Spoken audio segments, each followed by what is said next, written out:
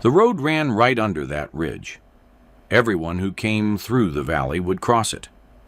Sergeant Sloane Keller knew that the way she knew the weight of her own rifle, and that was exactly why she said nothing when Sergeant First Class Grady Mercer took the good overwatch away from her in front of the whole platoon. "Dead sector's yours, Keller." Mercer said it loud, the way he said everything, standing on the ready line at Combat Outpost Sable, with the morning sun cutting long shadows off the Hesco barriers. He jabbed a thumb north, toward the ridge they called Gray Tooth, a spine of broken rock nobody wanted. "North OP, you and the new kid can watch the goats. Real shooters take the south wall." A couple of his juniors snorted on cue. One of them spat in the dust and grinned. Mercer had been a competitive shooter once, a real one, walls full of paper targets to prove it, and that was the thing about him. His dismissal wasn't ignorance. It was a choice he made, loud enough for an audience. Keller didn't look up. She kept doing what her hands were already doing, running the pad of her thumbnail along the crown of her muzzle, feeling for the burr that wasn't there, and her breathing never changed. The same slow 4-count in, 4-count out that her grandfather had drilled into her before she was tall enough to shoulder a stock. That was all the reaction she gave. 2 small things: a thumbnail on steel and a breath that stayed level, while a man tried to make her smaller. Because here is what Mercer didn't know. Keller had walked Gray Tooth at first light, her second day on that outpost. She had lain in the rocks and glassed the whole length of the valley, and she had seen what the dead sector really was. Gray Tooth had the only clean line of sight down every meter of Route Cinder, the hardball road that fed the entire valley. The south wall Mercer prized so much could see the wire and the near field and nothing past it. The dead sector could see everything that ever came for them. She folded that knowledge up small and put it away, and she said nothing at all. Before we go further, drop your city in the comments, wherever in the world you're listening from right now. And stay with me all the way to the end, because before this is over, the loudest man on that outpost is going to key a radio and say one woman's name into it. And you are going to hear, word for word, exactly what it costs him to do it. Now back to the ridge. Let me take you back 3 weeks, to the day she arrived. Combat Outpost Sable sat in a bowl of gray mountains, where the air was thin enough to make a fit man's lungs burn, on the walk from the aid station to the chow line. It smelled of diesel and dust and the sharp copper tang of the range they'd bulldozed against the western slope. Cold at night, brutal by noon, wind that came down the passes in the afternoon like it had somewhere to be. Sergeant Keller stepped off the resupply bird, small and quiet, with a rifle case she carried herself and would not let anyone else touch. And every man who watched her cross the LZ made the same wrong guess about her. They didn't know her file. They didn't know she'd grown up at the elbow of Emil Keller, her grandfather, a wiry old man with a Baltic accent and forearms like cable, who had shot on teams whose names still meant something to people who cared about such things.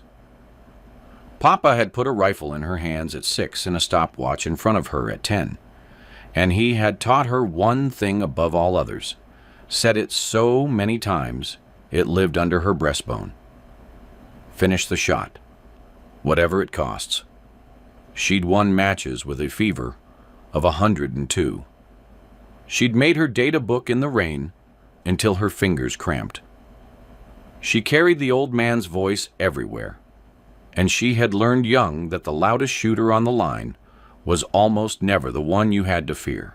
The first person at Sable to actually look at her was the armorer, a lean, watchful specialist named Amos Little, who ran the arms room out of a Connex that stayed cool even at noon. When Keller drew her M11, oh, he watched her clear it, and he watched her do the one thing he'd never seen another soul do at his counter. She checked the crown of the muzzle with the edge of her thumbnail, gentle, the way you'd test a knife you respected. "Huh," Little said, not understanding what he was looking at, only that it was different. "Most folks just sign the card." Keller signed the card. She didn't explain. Little watched her go and filed it away without knowing why. The dismissals stacked up after that, and no two were the same. On the second day, Mercer ran a range and put her last on the firing order, behind his juniors, and read the wind aloud, wrong on purpose, to see if she'd correct him. And she didn't. She just dialed her own solution and printed a group you could cover with a poker chip at 400. And Mercer said beginner's luck, loud enough for the tower to hear. On the fifth day, it was quieter and worse. A targeting board went up in the operations tent. A list of who would carry precision fires for the company, and her name simply wasn't on it. And when she asked Captain Elias Thorne about it, he was already looking at his map and said, "Mercer handles the shooter roster. Talk to Mercer," and went back to his coffee. That was the whole shape of the man at the top. Not cruel, just comfortable.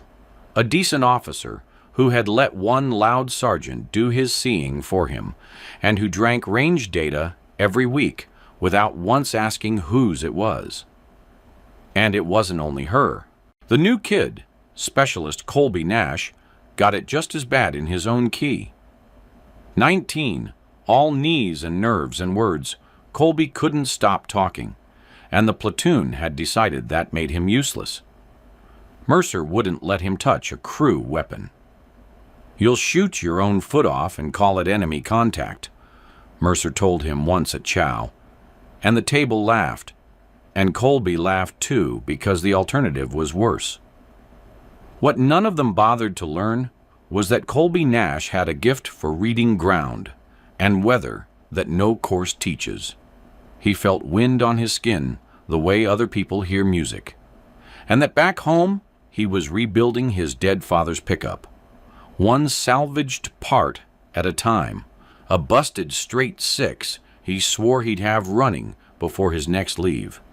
He talked about that truck to anyone who'd stand still. Nobody stood still, except Keller. She and Colby ended up on the North Ridge together because nobody else wanted the dead sector. And that was where the two overlooked people found each other over the only thing that mattered to either of them, doing a hard thing exactly right. It happened on a cold pre-dawn watch, both of them prone in the rocks, the valley below them going from black to gray. Colby, filling the silence like always, started calling the wind down in the wadi before she asked, "Quartering, maybe 6, gusting off that far wall? See how the scrub lays over?" And he was dead right to the value she'd already logged. Keller lowered her spotting scope and looked at the kid for a long second. "Do that again," she said. He did. He nailed it again. From then on, she let him call her wind.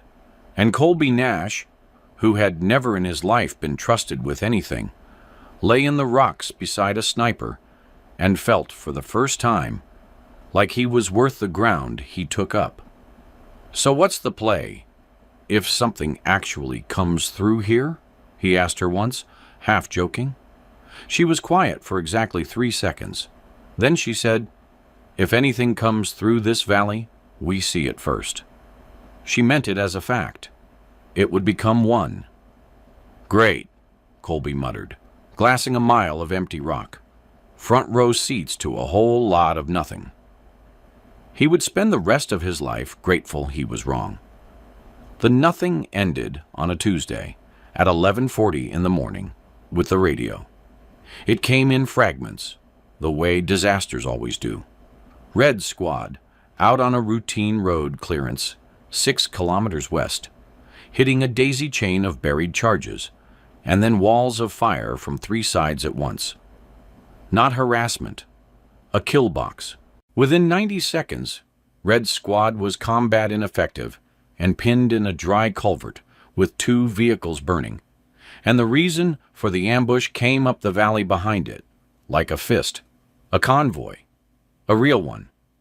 Technicals with belt-fed guns, flatbed trucks packed with fighters, moving fast and disciplined, down Route Cinder, to finish what the ambush had started and roll over the wounded before anyone could reach them.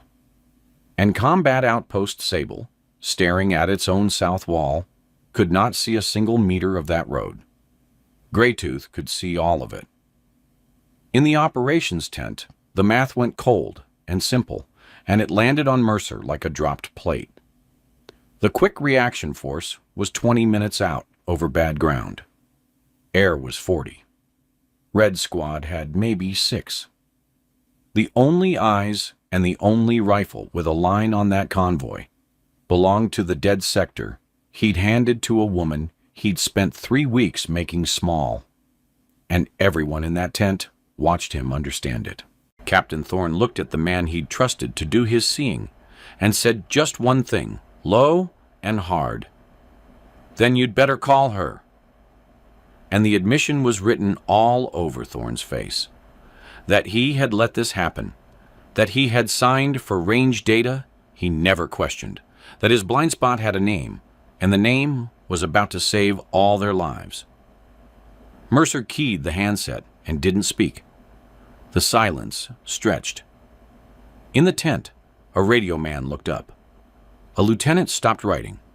The handset hissed that flat, empty carrier wave hiss, waiting, and Grady Mercer stood there with his jaw working and his knuckles white on the plastic, and everyone watching understood that the hardest thing in the world for this man was the 2 syllables sitting behind his teeth. He had built his whole self on being the one who mattered. To key that radio was to unbuild it in front of witnesses. His throat moved. When his voice finally came out, it was not loud. For the first time since anyone had met him, it was not loud at all. "North OP," he said, and then he made himself say the rest, made himself say her name like it cost him a tooth. "Keller, Sloan, you've got eyes on Route Cinder. I need..." A breath, ragged over the net. "I need you to stop that convoy. Please." The please went out over every radio in the valley. A private near the door actually flinched. On the ridge, Keller's answer came back 3 seconds later, and it did not sound like anything Mercer had ever said about her. It was flat and clean and absolutely without fear. A surgeon's voice reading a chart. "North OP copies. Convoy in sight. Route Cinder. 11 vehicles. Moving east. Range 1200 in closing. Engaging now. Nash on glass." A pause. "Tell Red Squad to hold. Nobody's reaching them but me." She settled behind the M110, and the world narrowed to a tube of glass and a number. First vehicle, the lead technical, doing maybe 40 down the hardball. A gunner standing tall behind a PKM in the bed. Keller didn't shoot the gunner. She shot the driver, 1 round, throat high, holding for the lead, and the report cracked off Greytooth and rolled down the valley while the truck's wheel went dead in a dead man's hands, and the whole thing nosed hard into the ditch and stopped like it had hit a wall. And that was the cork in the bottle. 10 vehicles behind it, braking, bunching, funneling on a road with a mountain on one side and a drop on the other. 1 shot, 1 kill, and she had turned a convoy into a traffic jam. "Leads down," Colby breathed. "Oh my God, leads down. They're stacking up. You froze the whole column. Wind," she said. 5, quartering left, steady. He was already there. Second gun, third truck, he's traversing. She was already moving to him. The belt fed on the third truck swung her way, and she put a round through the gunner before he found her, and the man folded over his own weapon, and the barrel stitched a harmless line into the mountainside as he fell. 2. She worked the rifle in that machine-calm rhythm Papa had built into her hands, breath and pause and press.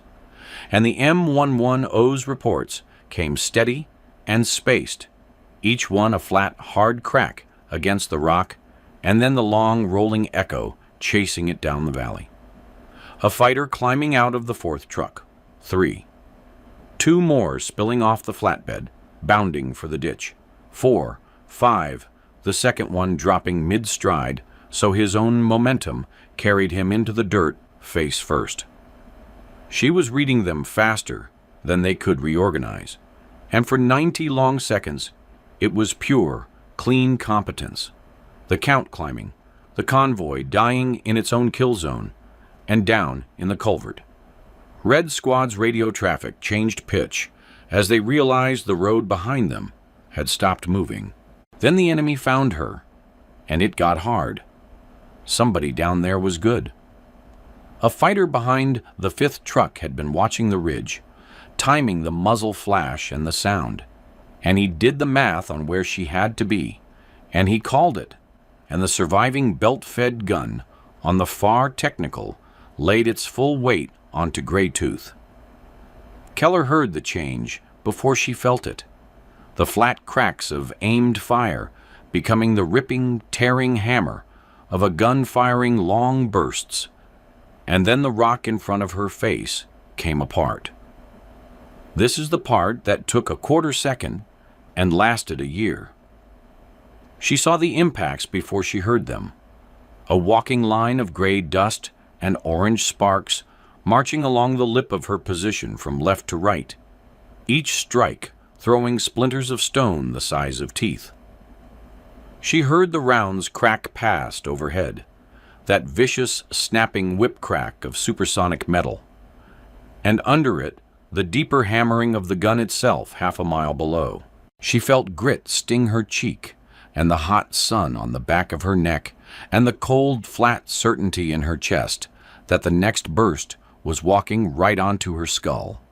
Papa's voice, plain as a hand on her shoulder, "Finish the shot, whatever it costs." She did not run. Running was death. The moment she rose, they'd cut her in half. She pressed herself into the rock, rolled 6 inches left into a fold of stone, as the burst chewed through where her head had been, came up on the gun's position, held for the 6-mile-an-hour wind Colby had never stopped calling, and put a single round into the gunner's chest at 610 meters while his own tracers were still reaching for her. 6. The gun went silent. In the ringing quiet after, she could hear her own heartbeat and the tiny musical clink of hot brass cooling in the rocks beside her. "You good?" Colby's voice was shaking. "Keller, you good?" "Wind," she said, which meant yes.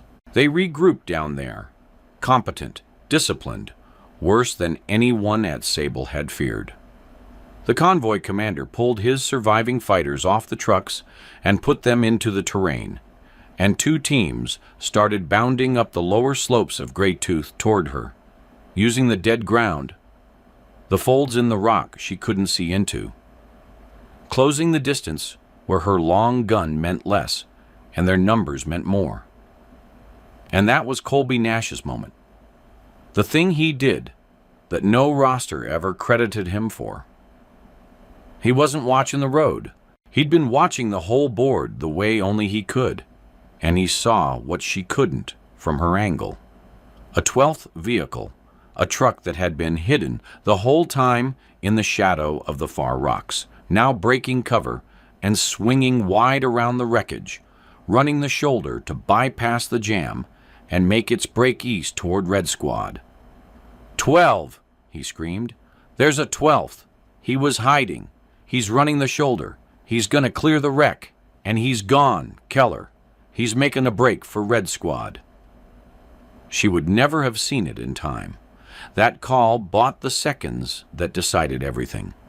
But the flankers were close now, close enough that the long rifle was the wrong tool, and she made the first of her weapon transitions under fire. She left the M110 on its bipod, rolled to her carbine, and came up on the nearest bounding team as they crested the last fold 40 meters below her. The M4 sounded nothing like the sniper rifle, where the M110 spoke in single, deep, authoritative cracks. The carbine barked fast and light and high, a rapid flat chatter, and she fed it in controlled pairs, 2 and shift, 2 and shift. 7, 8, 9. A fighter got a burst off that howled past her ear, close enough to feel its heat. 10 as she dropped him. 11, 12, the last of the near team tumbling back down the slope he'd worked so hard to climb. The magazine ran dry, and she didn't reload it. She let it drop and came up with the pistol for the one man who'd made it to 10 feet, close enough that she could see his face. And she put 2 rounds center mass, and he sat down in the rocks and did not get up. 13. The slide locked back, and in that half-second of silence, reaching for a fresh magazine, she heard the sound that changes everything. The flat metallic bloom of an RPG launch from below. She didn't see where it was aimed.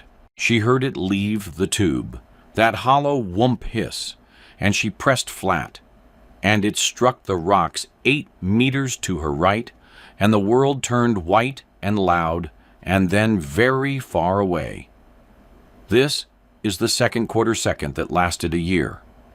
She felt the pressure wave hit her whole body like a slammed door, felt herself lifted an inch and dropped, felt heat, and then a strange cold line opening down the outside of her left thigh where a finger of jagged rock had come through the air faster than sense. She saw the sky where the ridge had been. She heard nothing at all for 3 long beats, just a high, pure tone.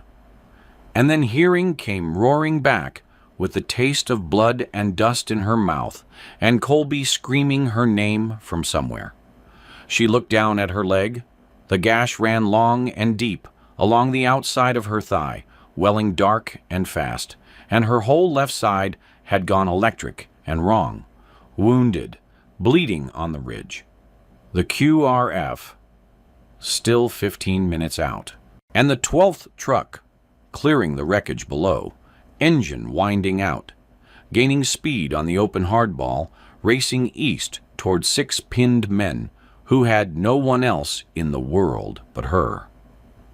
She dragged her belt off one-handed and cinched it high on her thigh above the wound, twisted it savagely tight until the bleeding slowed to a seep, and crawled back to the M110 through her own blood. Her leg didn't work right anymore. Her hands were slick.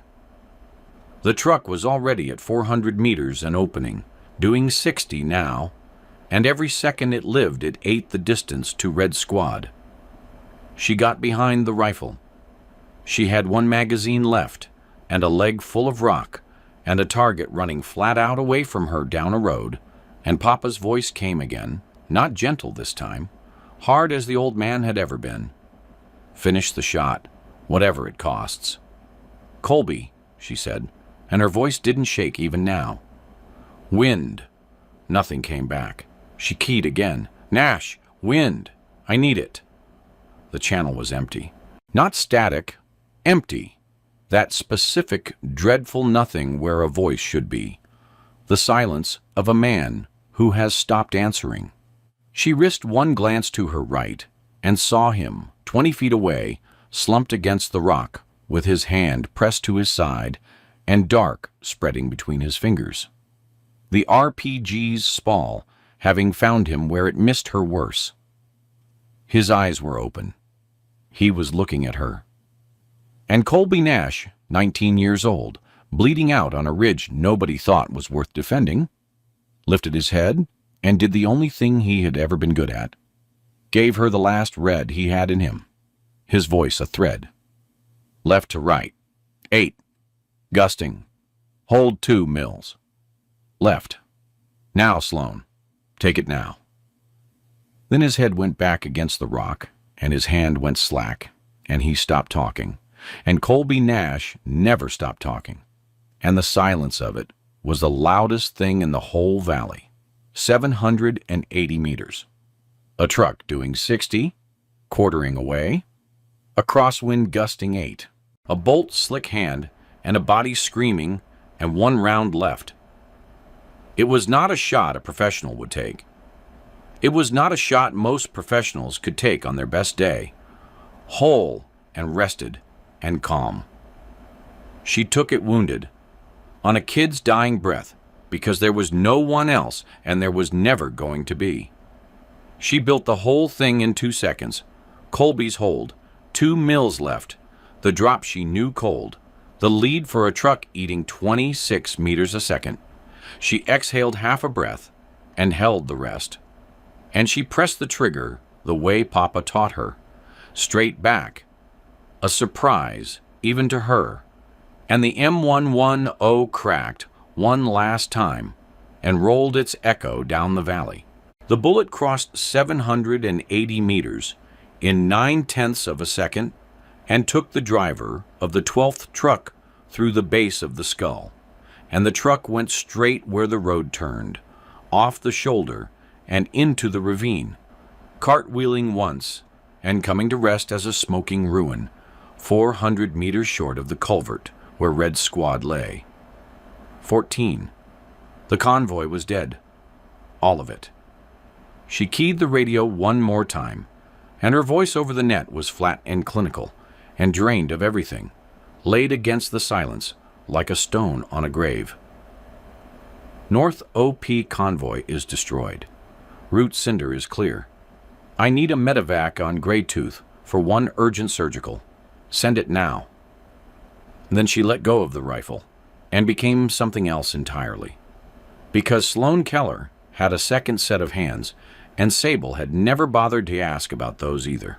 Before the rifle, before Papa, she'd sat in trauma bays as a combat medic, and she'd kept people breathing who had no business breathing. And now she dragged herself across 20 feet of bloody rock on a ruined leg to a boy who'd called wind for her while dying. Colby! Colby, look at me. Eyes on me. His eyes found her, glassy and scared. She got his hand off the wound and saw it and knew it. Bad, but not gone. A spall fragment through the flesh above the hip, missing the artery by the width of a prayer. She packed it with gauze from her kit, both thumbs driving the dressing deep into the wound while he arched and cried out, and she wrapped it tight and got his feet up on the rock above his heart. Stay with me. You hear that bird? That's for you. That's yours. Sloan. His voice was small, all the chatter gone out of it, just a scared kid on a mountain. Am I... He couldn't finish it. His eyes were wet. The truck. My dad's truck. I'm not going to finish the truck, am I? I told my mom I'd have it running. And there it was. The whole of him. A 19-year-old more afraid of a broken promise than of dying. A busted straight 6 in a garage. A world away that meant he still had a father in some way that mattered. Keller took his face in one bloody hand and made him look at her, and she said it the way Papa said everything true, plain and certain and heavy as an anvil, a fact and not a hope. You'll finish the truck. 4 words, a promise built like a rifle. You'll finish it, and you'll drive it, and you'll teach your kid to drive it. I read the wind. I don't miss. You're going to finish the truck?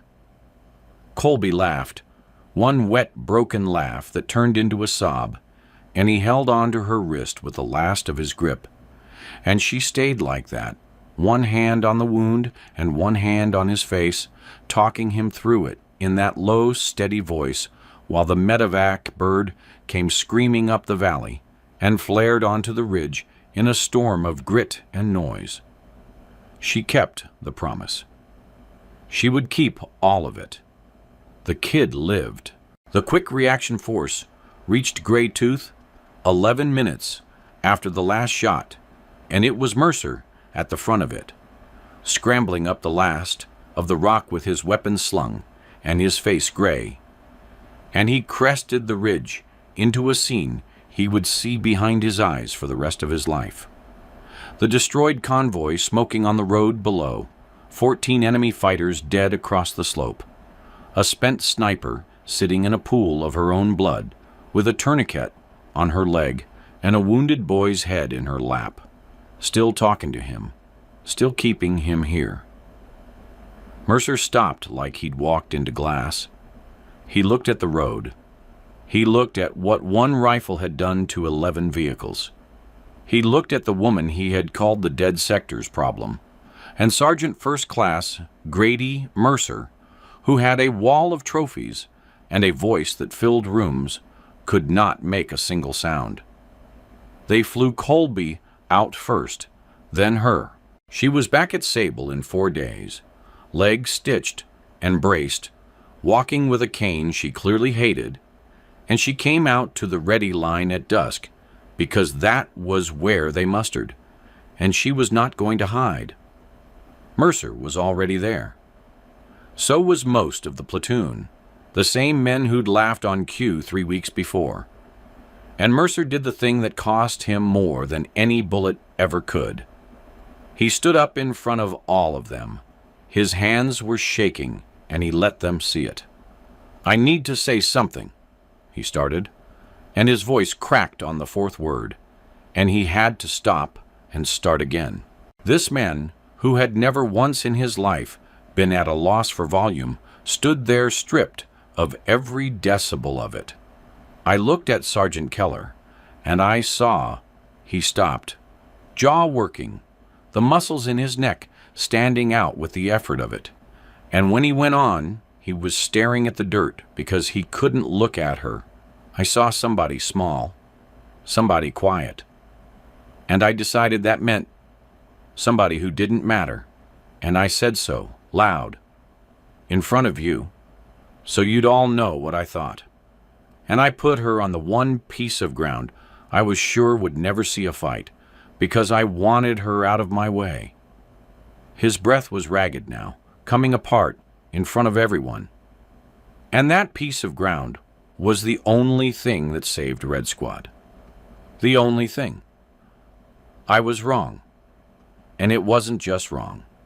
It was the kind of wrong that gets people killed. And it damn near did. And the only reason it didn't is that she was better than my worst idea about her. He finally lifted his head and made himself look at her, and his eyes were wet, and he didn't wipe them. "I'm not asking you to forget it. I don't get to ask that. I just needed all of them to hear it from me. You were right about that ridge. I was wrong about you. About everything." The whole line was silent. Keller looked at him for a long moment, leaning on that hated cane, and she did not give him absolution, and she did not give him her forgiveness, because those weren't hers to spend. She gave him the only truth that mattered to her, 2 words that had nothing to do with him at all. Colby lived. Then she turned and looked out at the darkening valley, and Mercer understood that she had just told him the exact size of the thing he'd almost cost, and that it was measured in one boy's heartbeat and not in his apology. Captain Thorne came to her the next morning, alone, and this was a different Wade entirely. He found her at the arms room cleaning her rifle, and he stood there a while not speaking, a decent man arriving late at a hard understanding. Then he did something no one had ever seen him do. He pulled the folding chair out from Little's counter, and he sat down in it so that he was lower than she was, an officer putting himself beneath a sergeant on purpose. making his own authority smaller in the only language that couldn't be argued with. He set his cap on the counter. He turned the coffee cup in his hands and didn't drink it. "I've been signing for your range data for 3 weeks," he said quietly. "Best numbers in the company. I read them every Monday.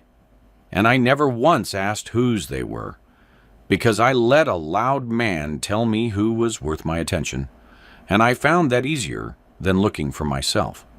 That's not his failure. That's mine. A commander who lets someone else do his seeing is a commander who's already lost. And I lost, and Red Squad almost paid for it." He set the cup down. He looked up at her from that low chair, and he said the thing he'd come to say. 4 words, soldier to soldier, carrying everything he couldn't fit into 100. "You saw it first." Then, before she could answer, he stood, and he made it real the way words never could. He told her that as of that morning, she ran precision fires for the company, that the roster was hers, that Mercer would answer to her on anything that touched a scope. He'd taken the seeing back and handed it to the person who'd earned it. He put his cap on and left her to her rifle. The change in Mercer wasn't a speech. It was 100 small structural things, and the truest one came 2 weeks later in the operations tent when a new lieutenant fresh off the bird glanced at Keller across the map table and started to say something with a smirk already loading behind it. She, the one who... The old reflex, the easy dismissal of a small, quiet woman. Mercer cut him off before the sentence was born. He didn't raise his voice. He'd learned what his voice had cost. He just set both hands flat on the table and leaned in and said, low and absolutely level, "That's the best rifle in this valley, and you'll speak to her like it, or you'll speak to me first." Then he stepped sideways, deliberately, and put himself at her shoulder, on her side of the table, in the exact spot where 3 weeks earlier he'd have stood against her. And the lieutenant looked from one of them to the other, and closed his mouth, and Mercer never moved from her side again. Amos Little was the one who said it plainest, though. Word had gotten around the outpost the way it does, growing in the telling, 14 and then 20, and then some impossible number. And men who hadn't been there argued about the range of the last shot. Little didn't argue. When a cluster of new arrivals pressed him at the arms room counter, wanting the armorer's version, wanting the drama, he just kept wiping down a bolt and said the truest thing anyone said about the whole affair. First day she came through here, she checked the crown of that muzzle with her thumbnail. "Nobody does that. I didn't know what I was looking at." He held the bolt up to the light, checked it, set it down. "Now I do." She cleaned that rifle like it was the only thing in the world that mattered. He shrugged. Turned out, for 6 men in a ditch it was. Colby Nash came back to Sable 3 weeks after that, thinner, moving careful. A scar he'd show anyone who asked. He found her on Greytooth at dawn, of course, back in the rocks with her glass out, and he lowered himself down beside her with a grunt and picked up the wind before she asked, the way he always had, because some things the body remembers even after the fear. He was quiet for a while, which for Colby was its own kind of miracle. Then it came out of him all at once, the thing he'd been carrying, how scared he'd been, how he'd been so sure he was done, how her voice was the only thing that had kept him tethered to the world. She didn't fix it or fill it. She just let him say all of it, lying beside him in the cold, present and unhurried. And when he ran out of words, she put a hand on his shoulder for exactly as long as it took. The only warmth she ever showed anyone. and it was enough. "You finished the truck yet?" she asked. He laughed. "Straight 6 turned over on the 3rd try. Runs like a dream." "Told you," she said. "Finish the shot. Whatever it costs." Papa's voice, quiet now, an echo instead of a command, folded up and put away where it lived. She stayed at Sable and ran the fires and taught the reading of wind to anyone humble enough to learn it, and she never once told the story herself. She didn't need it told. Her peace didn't come from Mercer's broken apology on the ready line, or from Thorne handing her the roster, or from the impossible number men argued about at the arms room. It came from a quieter place, and it had been there all along. On the worst morning of her life, wounded and alone and abandoned on a piece of ground everyone had written off, with a boy dying beside her and a truck full of killers running for 6 trapped men. She had been exactly who her grandfather made her, exactly who she'd always known she was, when there was no one watching and nothing left but the shot. The valley hadn't made her that. It had only, finally, let everyone else see it. Some mornings Mercer climbed Greytooth with her, carrying the spotting scope up the rocks without being asked, and lay in the dirt beside her calling ranges he was good enough to call, taking the smaller seat now and finding he could live there. On one of those mornings, glassing the empty road below, he said the only thing left to say between them, not looking at her, his voice as quiet as it had been the day he keyed that radio. "I'm glad it was your ridge." Keller watched a hawk turn on the wind above Route Cinder, reading a current no one else could see, and she let the silence hold a while. Then, the smallest thing, almost nothing, she nodded. It was enough. Below them, the road ran clear and quiet through the valley, and the wind came down off the passes like it had somewhere to be, and she read it, the way she always would, and said nothing at all.